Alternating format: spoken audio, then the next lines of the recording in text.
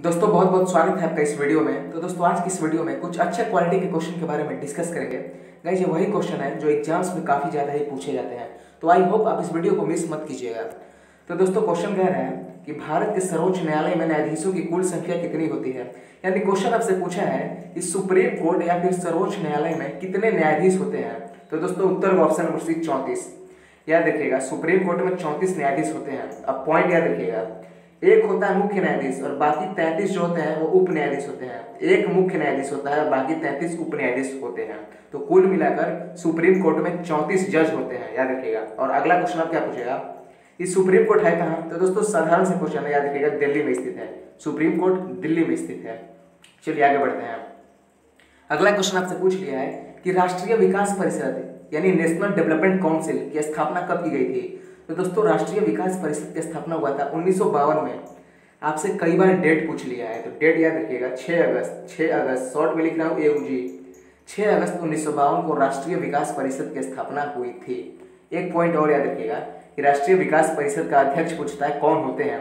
तो याद रखिएगा राष्ट्रीय विकास परिषद के अध्यक्ष प्रधानमंत्री होते हैं, यानी अभी पूछ ले तो नरेंद्र मोदी जी। चलिए आगे बढ़ते हैं। अगला क्वेश्चन आपसे पूछा है कि पहले वित्त आयोग के अध्यक्ष कौन थे। पहले वित्त आयोग यानी फर्स्ट फाइनेंशियल कमीशन के अध्यक्ष कौन थे। तो दोस्तों उत्तर होगा ऑप्शन नंबर सी केसी नियोगी। पहले वित्त आयोग के अध्यक्ष केसी नियोगी, तो ऑप्शन नंबर सी हो जाएगा। चलिए आगे बढ़ते हैं। और बहुत ही अच्छा क्वेश्चन, अच्छे क्वालिटी का क्वेश्चन पूछा है आपसे। तानसेन का असली नाम क्या था। दोस्तों तानसेन संगीत सम्राट थे जिनका असली नाम था Ramtanu Pandey. Option number D हो जाएगा। तानसेन का असली नाम रामतनु पांडे था। ऑप्शन नंबर डी हो जाएगा। देखिए एक क्वेश्चन आपके एग्जाम में क्या पूछेगा कि तानसेन किस मुगल शासक के समकालीन थे। तो याद रखिएगा अकबर। तानसेन अकबर के समकालीन थे। ऑप्शन नंबर क्या होगा, सॉरी ऑप्शन नहीं, अब उस समय अकबर ही टिक कीजिएगा। तानसेन अकबर के समकालीन थे। और एक पॉइंट ये भी याद रखिएगा कि तानसेन अकबर के नवरत्नों में से एक भी थे। चलिए आगे बढ़ते हैं। अगला क्वेश्चन आपसे पूछा है कि गारो पहाड़ियां भारत के किस राज्य में स्थित है। दोस्तों याद रखिएगा, नाम याद रखिएगा, गारो पहाड़ियां भारत के किस राज्य में स्थित है। तो उत्तर होगा मेघालय। Option number B. मैं आपसे इसलिए नाम याद रखने को कह रहा हूं क्योंकि क्वेश्चन आपको ये पूछेगा कि कौन सी पहाड़ियां मेघालय में स्थित नहीं है, तो वहां पे गारो याद रखिएगा, गारो स्थित है। तो नाम आपको याद रखना होगा कि गारो पहाड़ियां मेघालय में स्थित है। चलिए आगे बढ़ते हैं। और अगला क्वेश्चन आपसे पूछ लिया है कि इंदिरा गांधी का समाधि स्थल कहाँ है। तो दोस्तों इंदिरा गांधी का समाधि स्थल आपसे पूछा है, ये नाम अपने आप में बहुत बड़ा है। भारत की पहली महिला प्रधानमंत्री इंदिरा गांधी। भारत में सबसे पहले भारत रत्न किसको मिला, तो इंदिरा गांधी, याद रखिएगा। तो इंदिरा गांधी का समाधि स्थल पूछ रहा है, तो उत्तर होगा शक्ति स्थल। ऑप्शन नंबर डी हो जाएगा। इंदिरा गांधी का समाधि स्थल है शक्ति स्थल। Option number D. चलिए ये भी क्वेश्चन पूछ देगा, साधारण शब्दों में क्वेश्चन आपसे पूछेगा कि इंदिरा गांधी का समाधि स्थल कहाँ है, भारत के किस शहर में स्थित है। तो उत्तर फिर आपको वही मानना होगा, दिल्ली। इंदिरा गांधी का समाधि स्थल दिल्ली में स्थित है, शक्ति स्थल जिसका नाम है। चलिए आगे बढ़ते हैं। अगला क्वेश्चन आपसे पूछ लिया, बहुत ही अच्छे क्वालिटी का क्वेश्चन ये भी है कि भारतीय मानक समय ग्रीनविच से कितना आगे है। दोस्तों दुनिया में एक मानक समय की कल्पना की गई है ग्रीनविच से, जो कि लंदन के नजदीक है। तो वही पूछ रहा है कि भारत का जो समय है वो ग्रीनविच के समय से कितना आगे है। तो दोस्तों 5.5 घंटा आगे है। अगर ऑप्शन के अकॉर्डिंग देखा जाए तो ऑप्शन नंबर ए सटीक लगता है। 11/2 का मतलब क्या होता है, 5.5। तो भारत का समय ग्रीनविच के समय से 5.5 घंटा आगे है। इसका मतलब अगर भारत में अभी 5.5 बज रहा होगा तो ग्रीनविच यानी लंदन में लगभग 12 बज रहे होंगे, याद रखिएगा। चलिए आगे बढ़ते हैं।